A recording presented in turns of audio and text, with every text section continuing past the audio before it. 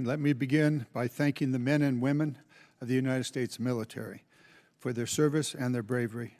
I recognize that our service members have performed with extraordinary courage and tactical skill, and they've done incredible things that our country has asked them to. Their professionalism and selfless service are not in question and never have been. What is in question is the purposes and the strategic direction of this war. Mr. Hegseth, as Secretary of the Department of Defense, you are ultimately responsible for the conduct of the Iran war. Any unvarnished review of what is happening right now in the Middle East would reveal a geopolitical calamity, a strategic blunder resulting in worldwide economic crisis. The result of Trump's war of choice is a serious, self-inflicted wound to America. It will take years and a new administration to recover from the grave damage to our standing in the world, as well as our economy and our military. We must remember that 13 Americans have been killed in action, hundreds wounded, and thousands of civilians killed, including more than 100 school children. The risk of this conflict was foreseeable. I'm certain that the Department of Defense knew that it was likely that in a war with Iran would create an international economic crisis by blocking the Strait of Hormuz and thus stopping 20% of the world's oil. Was this existential threat considered? Apparently not. During the 60 days of Trump's Iran war, critical munitions have been expended at an alarming rate, depleting magazine levels below what is thought necessary to hold China at bay. It will take years and tens of billions of dollars to restock. A significant part of the necessary Navy and Marine force in the Pacific has been removed and sent to support the Iran war. Our support of Ukraine has suffered as supplies and defense systems are diverted to the Iran war. America has lost irreplaceable aircraft, radar systems, and strategic bases have been shown to be vulnerable.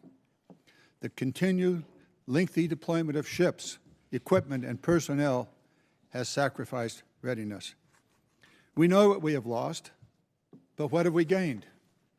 Let's consider that the regime in Tehran is still intact, with new and more radical leadership, as are Iran's ballistic missile and drone forces, as is Iran's ability to rebuild their military industries.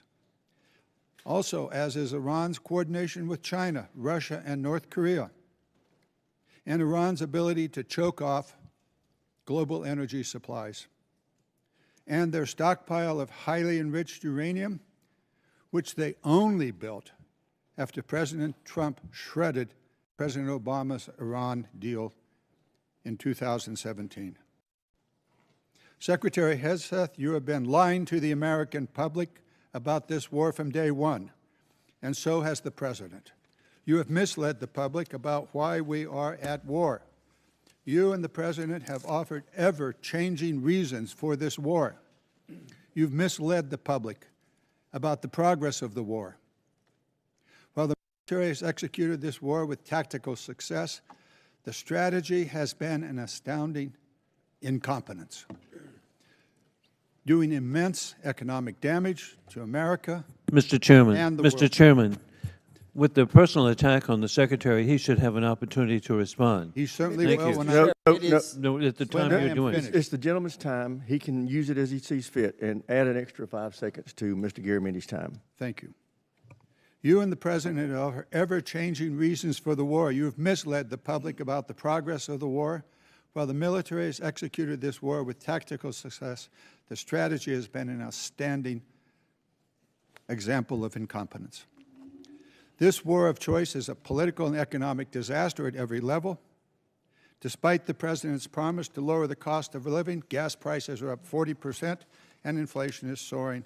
So much for lowering the cost of living. The President has got himself and America stuck in the quagmire of another war in the Middle East.